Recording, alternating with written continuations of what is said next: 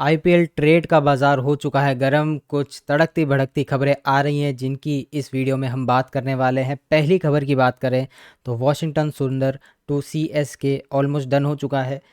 तमिलनाडु के local news ये इसको रिपोर्ट कर चुके हैं कि सीएसके गुजरात टाइटन से 3.2 करोड़ में वॉशिंगटन सुंदर को ट्रेड करेगा।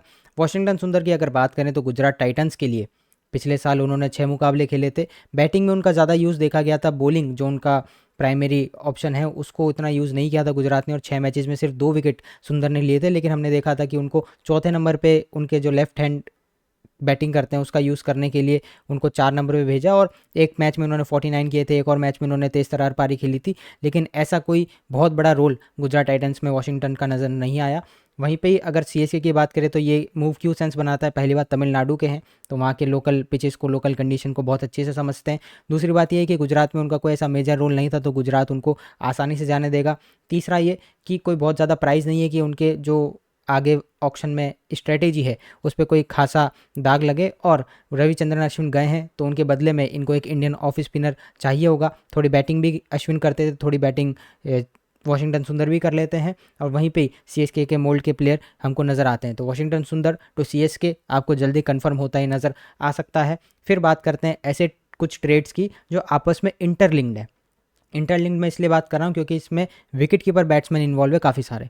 संजू सैमसन, ईशान किशन, केएल राहुल, ये 3 ट्रेड्स हैं जिसकी मैं बात करने वाला हूँ। जहाँ पे पहला मूव आया था केकेआर की तरफ से। केकेआर ने इंक्वायर किया है दिल्ली कैपिटल से कि क्या केएल राहुल ट्रेड के लिए अवेलेबल हैं। दिल्ली का और केएल राहुल का रिस्पांस क्या रहा इसको लेके वो अभी तक मेन मार्केट में सामने नहीं आया है। लेकिन अगर केएल राहुल जाते हैं कोलकाता नाइट राइडर्स, क्योंकि केकेआर को ओपनर, इंडियन बैट्समैन और विकेट कीपर, कैप्टन, इन चारों चीज़ों की ज़रूरत है, और ये चारों चीज़ें केएल राहुल में उनको दिखती है।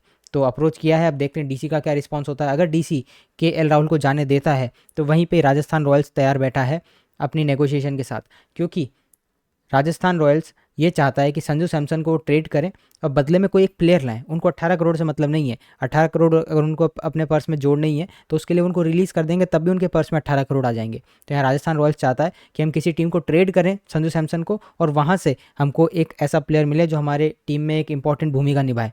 तो इसलिए संजू सैमसन ने अपने टाइज कट ऑफ कर लिए हैं।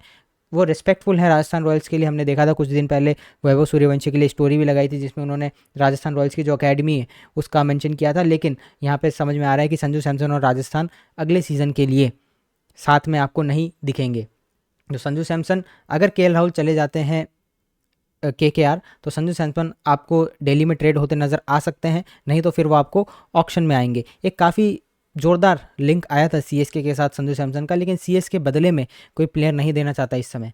3 प्लेयर की डिमांड करी थी, शिवम मावी, रविंद्र जडेजा और ऋतुराज गायकवाड़। थोड़े कुछ महीने पहले की बात है जब ये खबर आई थी, लेकिन अभी भी वही स्टैंड है सीएसके का कि हम कोई प्लेयर नहीं देंगे, आपको पैसे चाहिए तो पैसे ले लीजिए। और मनोज बडाले जो राजस्थान रॉयल्स के ओनर हैं वो इन नेगोशिएशन को खुद से लीड कर रहे हैं, और उन्होंने कई सारी टीम्स को खुद से लिखा है कि आपको अगर संजू चाहिए तो हम ऑफर करते हैं, लेकिन आप बदले में क्या प्लेयर दोगे वो आप हमको बताओ। तो संजू का जो ट्रेड है इस आने वाले कुछ हफ्तों में काफ़ी इंटरेस्टिंग मोड़ ले सकता है। अब बारी है ईशान किशन की। ईशान किशन का काफ़ी इंटरेस्टिंग केस है क्योंकि 10 करोड़ प्लस में इनको लिया था, 10-11 करोड़ में, और खुद आरसीबी फैन होने के नाते मैं भी चाहता था कि ईशान किशन जैसा प्लेयर आपके पास आए। लेकिन आरसीबी ने सोचा कि हम फिल सॉल्ट और जितेश के साथ जाएंगे उस वाले सेट में जिसमें ईशान किशन थे, और आगे जाके पे ऑफ भी करा। जितेश ने अच्छी पारियां खेली, फिल सॉल्ट ने अच्छी खेली, आरसीबी टाइटल जीता। तो आरसीबी से दूर होकर अगर एसआरएच पे जाएँ तो सही दाम में मिल गए थे। अगर देखा जाए कि जो कॉन्टेक्स्ट था उस समय ईशान किशन का काफ़ी तगड़े वैल्यूड प्लेयर माने जा रहे हैं, तो 11 करोड़ में ठीक थे। विकेट कीपर ऑप्शन उनको मिल गया, हालांकि उनके पास पहले से हेनरिच क्लास है, 23 करोड़ में उन्होंने रिटेन कर लिए थे। तो एसआरएच अभी के लिए तो तैयार नहीं है कि हम ईशान किशन को रिलीज़ कर दें, लेकिन 3 काफ़ी अच्छी टीम्स जिसमें उनकी farmer team Mumbai Indians, Rajasthan Royals और केकेआर, इन 3 टीम्स की तरफ से इंटरेस्ट काफ़ी ज़ोरदार है। तो ईशान किशन हो सकता है वो कहीं डगमगा जाएं और एसआरएच में रिक्वेस्ट डाल दें कि मुझे आप ट्रेड कर दीजिए। एसआरएच ऐसा क्यों कर सकता है? क्योंकि उनका पिछले साल का जो परफॉर्मेंस था वो कोई बहुत ज़्यादा अच्छा नहीं था। वो कहीं ना कहीं अपनी टीम को रीशेप करने की कोशिश कर रहे होंगे। कुछ उनके रिटेंशंस थे वो उतने कारगर साबित हुए, खासतौर से हेनरिच क्लास है, क्या पता उनको भी रिलीज़ करने का ना सोचे एसआरएच की। यहाँ से वो और यंग तो होंगे नहीं, एक एज तक वो पहुँच गए और जो उनका बेस्ट चाहिए था वो हमको नहीं मिल रहा है। तो एक अच्छे खासे पर्स के साथ नाम इसमें शामी का भी जोड़ सकते हैं लिस्ट में कि जो एसआरएच शायद से रिलीज़ कर दे, तो लिस्ट हो सकती है लंबी, क्योंकि इस बार अपनी टीम को रीशेप करने की कोशिश करेंगे। वहीं पे जो ट्रेड जहाँ पे ईशान किशन हो सकते हैं, मुंबई इंडियंस पहले की इनकी फ्रेंचाइज है, भरोसा दिलाते हैं। और एक आपको ऑक्शन याद होगा पूरा का पूरा, जहाँ पे मुंबई इंडियंस ने पूरा एक दिन कुछ भी नहीं खरीदा था, और अगले दिन जब ईशान किशन का नाम आया तो उन्होंने काफ़ी ज़्यादा अमाउंट देके, उस ऑक्शन का हाईएस्ट अमाउंट देके ईशान किशन को अपने पास लाए थे वो। तो ये आप देख लीजिए कि मुंबई इंडियंस का कितना भरोसा ईशान किशन पे है। तो मुझे लगता है कि मुंबई इंडियंस का अगर ऑफर आता है तो एसआरएच को मना लेंगे किसी तरीके से ईशान किशन। फिर राजस्थान में इसलिए क्योंकि संजू सैमसन जा रहे हैं।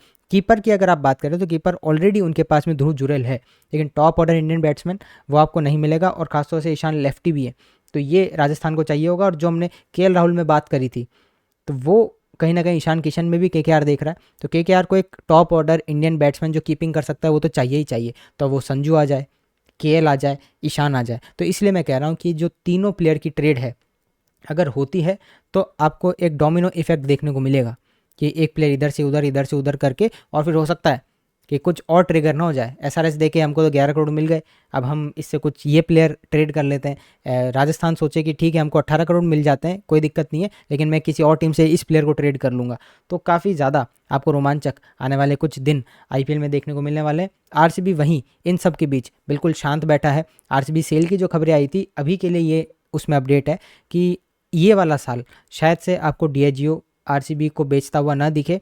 ये सीज़न कंप्लीट होने के बाद हो सकता है ये वाली चीज़ें वापस आए। तो अभी के लिए आरसीबी सेल का जो मामला है वो ठंडा पड़ा है। नहीं आरसीबी सेल के अलावा ऑक्शन में कोई इतनी ज़्यादा इंटरेस्टेड दिख रही है, क्योंकि आरसीबी अपनी मेजोरिटी ऑफ प्लेयर जो है वो रिटेन करने वाली है। यश दयाल पे फैसला आना बाकी है, लेकिन मुझे लग रहा है कि उनको रिलीज़ कर दिया जाएगा। एक आधा आप देखेंगे कि ओवरसीज़ प्लेयर रिलीज़ करके उनके रिप्लेसमेंट की कोशिश करी जाएगी, लेकिन उसके अलावा आप ज़्यादा आरसीबी को इस ऑक्शन में एक्टिव नहीं देखेंगे, और ना ही इस ट्रेड विंडो में, क्योंकि हमारी जो करंट मैनेजमेंट है उन्हीं के चुने हुए सारे 22-23 खिलाड़ी हैं और उनको उनसे कोई दिक्कत नहीं है। तो मुझे लगता है कि आरसीबी में आप उतनी अपडेट की अभी उम्मीद मत रखिए, लेकिन ये जो बाकी टीम्स पे अपडेट है वो हम आपको लगातार देते रहेंगे। तो इसी के लिए आप हमें हमारे सोशल मीडिया पे फॉलो कर सकते हैं, इंस्टाग्राम, ट्विटर, इन सब के लिंक आपको डिस्क्रिप्शन में मिल जाएंगे, जहाँ पर तुरंत आपको अपडेट दे दी जाती है।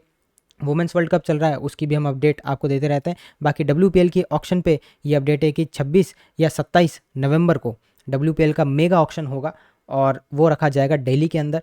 अब उसकी जो भी फर्दर डिटेल्स हैं जो आती है वो हम आपको बता देंगे, लेकिन इस पर एक 2-3 वीडियो पहले एक वीडियो करा हुआ है जिसको आई बटन पे भी मैं लिंक कर दूंगा कि हमने आरसीबी के प्रोबेबल रिटेंशन और इस पूरी मेगा ऑक्शन में क्या रिटेंशन पॉलिसी है, कितने प्लेयर आप रिटेन कर सकते हैं और कितने प्लेयर रिटेन करने पे आपका कितना पर्स कम होगा, कितना टोटल पर्स होगा, सबकी जानकारी उस वीडियो में आपको मिल जाएगी। तो मिलते हैं आपसे अगली वीडियो में किसी और जानकारी के साथ, किसी और अपडेट के साथ। तब तक के लिए गुड बाय और जय हिंद।